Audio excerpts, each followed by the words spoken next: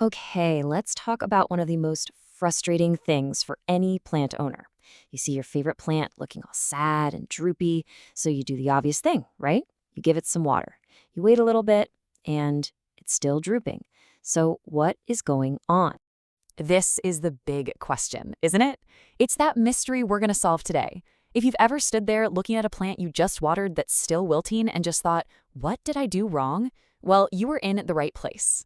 And here's the first big twist. The reason your plant is drooping might have nothing to do with it being thirsty. In fact, and get this, your attempt to help by adding more water, it could actually be making things way, way worse. So let's put on our detective hats. We're going to treat this like a real investigation. We'll look at the evidence, follow the clues your plant is giving you, and figure out what's really happening under the soil. First things first, we need to get how a healthy plant works.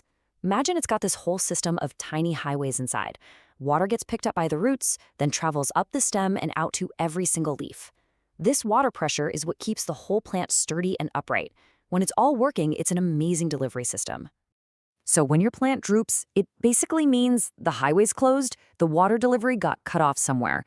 Drooping isn't the actual problem itself, it's more like the flashing red warning light on your car's dashboard telling you something's wrong with the engine. And that brings us to the most confusing, counterintuitive part of this whole mystery. I like to call it the water paradox. And believe me, it is the #1 trap that even the most loving plant owners fall into. Yep, you heard me right. The #1 reason a plant is drooping, even when the soil is wet, is too much water. It sounds totally backward, I know, but the science here is completely solid. So how on earth does that work? Well, it's a chain reaction. First, the soil gets so soaked with water that there's no room for air. But here's the thing, roots need to breathe. They need oxygen to do their job. Without it, they literally suffocate, they die, and they start to rot. And here's the kicker. Dead, rotting roots can't absorb water. So your plant is drowning in what it needs most, and it ends up dying of thirst. Okay, so how can you be sure this is what's happening? Time to use your senses. Go ahead and stick your finger an inch or two into the soil. Does it feel like mud? Kind of swampy? Now take a little sniff. Do you get a faint kind of sour or musty smell? That's decay. And finally, lift the pot. A waterlogged pot is going to be noticeably heavier. These are your smoking guns. Now, of course, it is possible your plant is just, thirsty. The big giveaway for underwatering is soil that feels bone dry, maybe it's even pulling away from the sides of the pot. But even then, recovery isn't going to be instant. When a plant gets really parched, its roots need some time to rehydrate and get those internal highways running again. So either way, a little patience is key. Okay, so maybe you check the soil and you're still not sure. The investigation isn't over. It's time to widen our search and look for clues in the plant's whole environment.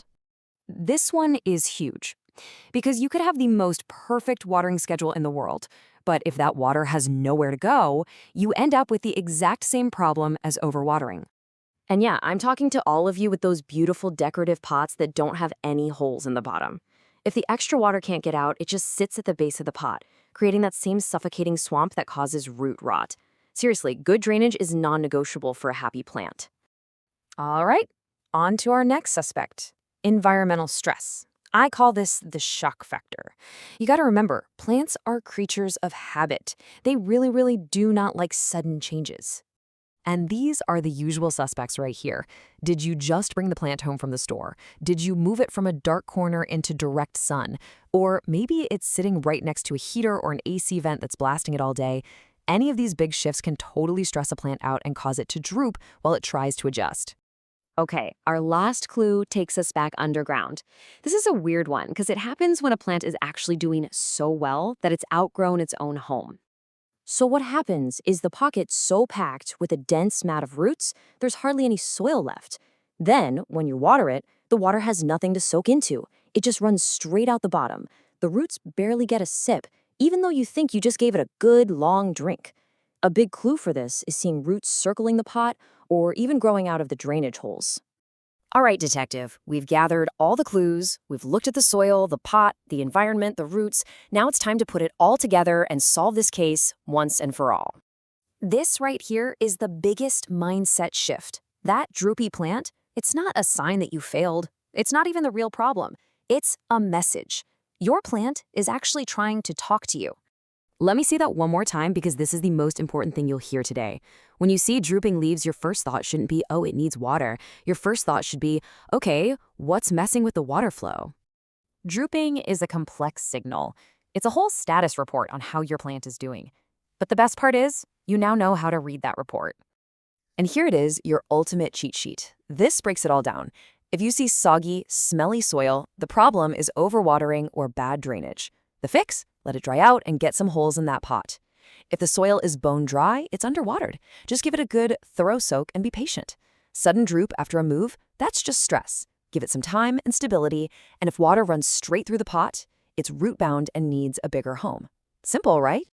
And that brings us to the best part of this entire story. This is the one thing that should make every single plant owner out there take a deep, relaxing breath. You know, plants are incredibly tough. They want to survive. As soon as you figure out the real problem and you fix it, they can bounce back from almost anything we've talked about.